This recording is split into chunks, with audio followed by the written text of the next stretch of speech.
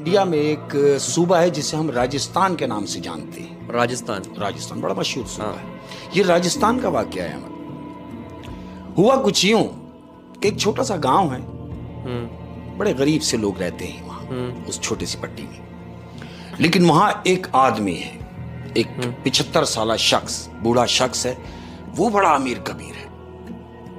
गांव गरीब है, गांव सारा गरीब है और एक शख्स बहुत अमीर है, एक शख्स बहुत अमीर है, 75 साल।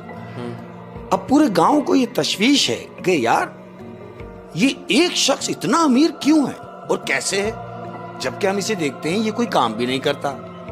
ये हमें हर वक्त घर में नजर आता है, कोई काम भी नहीं करता। तो इसके पास पैसे की आमद कैसे होती है? सब पूरा गांव यही सोच रहा है, इसी तजस्सुस में है।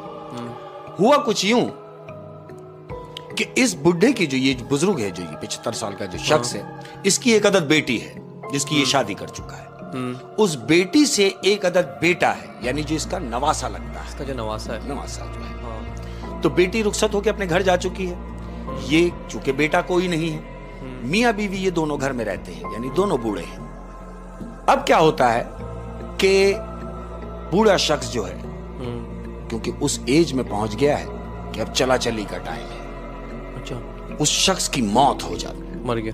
अब जब वो शख्स मरता है तो जो विरसे के जो लोग होते हैं, जाहिर है वो सब, जब लोग मरता है कोई, तो फिर सारे जो नए भी रिश्तेदार होते हैं वो भी रिश्तेदार बन जाते हैं, अगर वो मालदार है तो। तो ऐसा ही हुआ।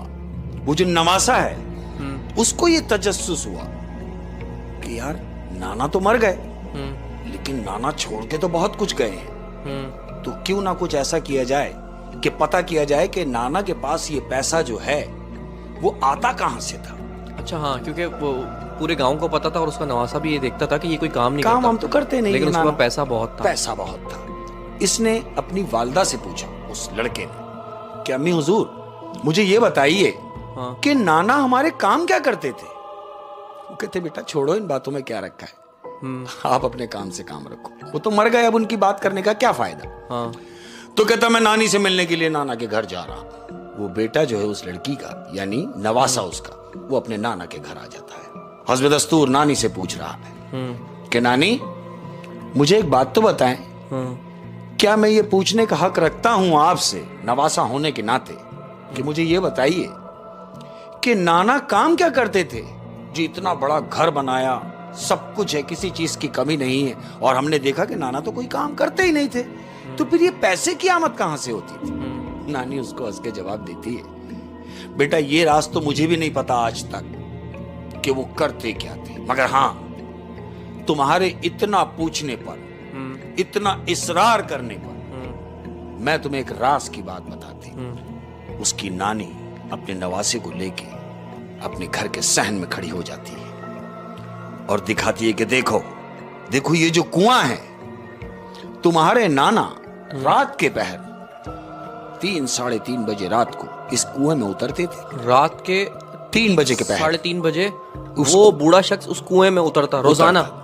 और एक ही टाइम था कि इस कुएं में उतरते थे और फजर की अजान होने से पहले पहले वो बाहर आ जाते थे। मुझे नहीं मालूम कि वो अंदर क्या करने जा रहे हैं, लेकिन मैंने इतना जरूर देखा है, वो ये कुआं उनके घर में ही है, उनके घर के सहन में ही है। इस लड़के को तजस्सुस हुआ कि कुएं में ऐसा क्या है जो नाना रोज जा रहे हैं। अब जाहिर है यंगस्टर है, जवान खून है, वो कहता है जब नाना कुएं में जा सकते हैं तो मैं क्यों नहीं जा सकता। उसने भी ये फैसला किया कि वो भी कुएं में उतरेगा।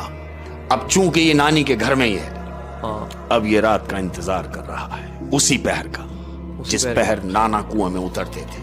इसकी नानी को पता है कि ये कुएं में उतरने वाला है? कुछ नहीं, नानी तो सो रही है। अच्छा, नानी सो रही है। ये रात का इंतजार कर रहा है कि मैं अकेला कुएं में उतर के देखूंगा बगैर किसी को बताए।